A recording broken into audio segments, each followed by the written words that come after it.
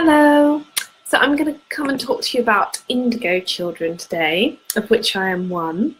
So a little bit of a history on Indigo Child and Indigo Children. This was a term that was coined by, I think she was a midwife called Nancy Ann Tapp, who looked at children being born in the 60s and 70s and felt that they had an indigo aura to them. And she noticed that these were different from other babies being born that she had witnessed being born throughout her career. So that little bit of knowledge out of the way, what does it really mean to be an indigo child? And maybe I should start at the beginning. Gaia, our Mother Earth, had a distress call that went out after the Second World War, perhaps after the big atomic bomb. So she sent out a distress call across the universe, and many people woke up, many light beings woke up, many souls woke up and responded to that call. And the Indigo Children began to choose to incarnate on Earth so that we could make a change to what was happening on Earth. Because we didn't want Gaia, our beloved Mother Earth, our Earth in the solar system, to go into destruction, which is where she's heading and where we are still heading until we make the changes required. So Indigo Children usually are very, very perceptive to energy. So if we look at them, a lot of them were born in the 60s and the 70s, of which I was one in the 70s, and they were born into the planet so that we could begin to make a difference here. So we usually have certain characteristics that come with that. We have a vibration that resonates with truth. So we absolutely feel the truth in our bones, in our bodies, we know it. We usually have a very strong soul blueprint. So we have a soul remembering, an ability to really remember where we've come from and our soul journey, our soul learnings, which makes us less susceptible to the big sleep that goes on in the 3D. Indigos are often loners. They're often revolutionaries. They're often creative and artistic and inventors. They like things that are vibrating in their sense of what is healthy and whole. So a lot of them go into energetic medicines, or music or art, or just like being with animals.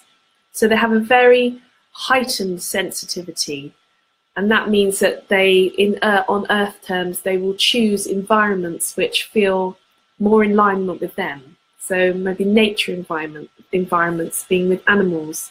Often they work alone and they're self-employed. They don't like being in offices. They have very strong reactions to authority because they don't like any will that's imposed on them, because they have a very strong sense of what is right and what is true for them, what is truth.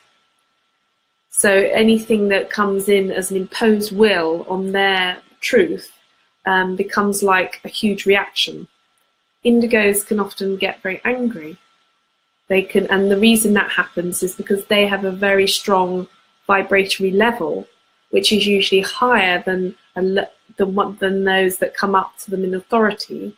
And when they have something imposed on them, they will vibrate, and then they will get angry, and then they will use that as a force for change. So a lot of these people, when they were born in the 60s and 70s, may not have had that validation or that realization that there were other people like them out there. The internet has changed that a lot. We can really connect and think, oh, there's other people out there just like me. Other people who really felt a very strong need to make a change here. But if you were born in the 50s, I think there were some early ones in the 50s and the 60s and the 70s, we've had a bit of a time lag, a bit of a time delay in the energy that we put in our vibration and seeing it happening in the world.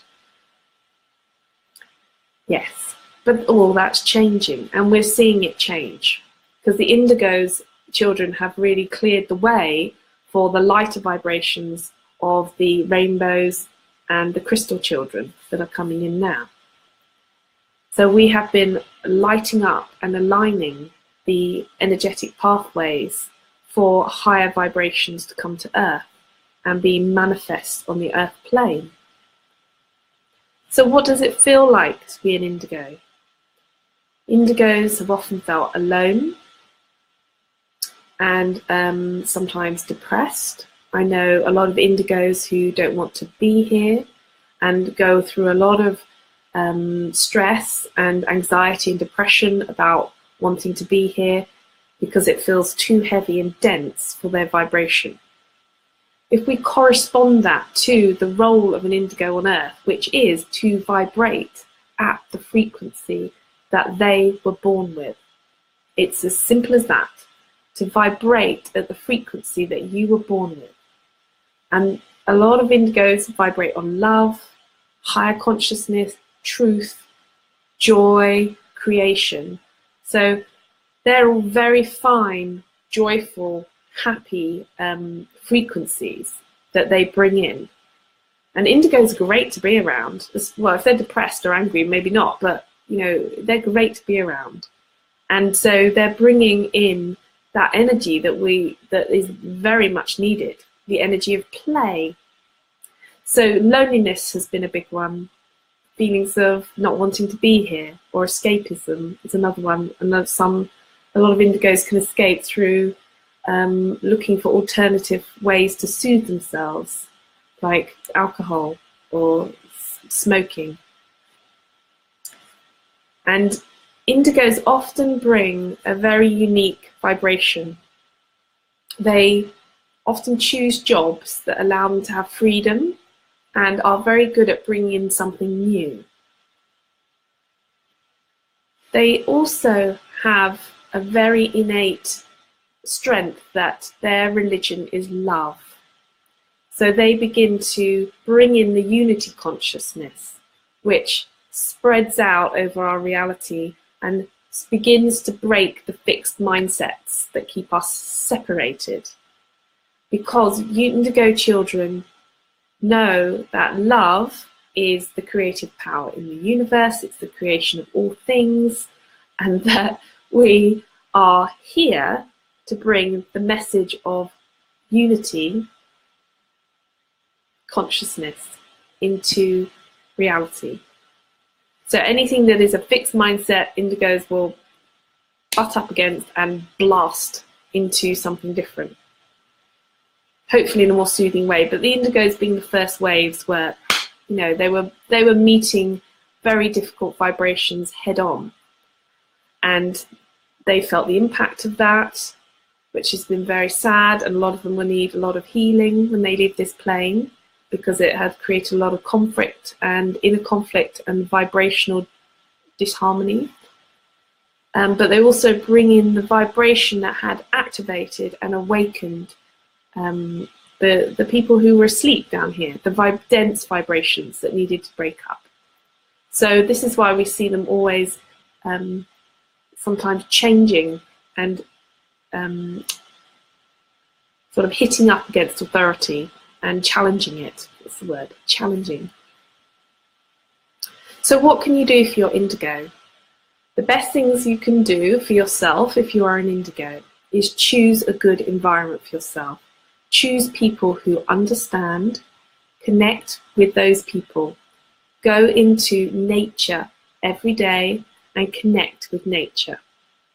Choose very high vibrational food, choose organic food, go plant-based food, you know, choose to put into your body what you need. Try and let go of all forms of escapism. So that means let go of drinking too much, smoking, anything else you might be doing that is not serving you, because it's not allowing your vibration to come through. Meditate every day. In particular, this is what I'm interested in, connect with your star family, your star system, because then you will not feel as alone, you will not feel the abandonment which you might have felt on this earth so far. Connect up once again, it's all about connecting. And begin to really connect in with your truth, your authenticity. If it makes you feel good to walk barefoot in nature, you do it. It doesn't matter what anyone else thinks. If it makes you feel good to paint a lovely picture or to invent something a bit crazy, you do it.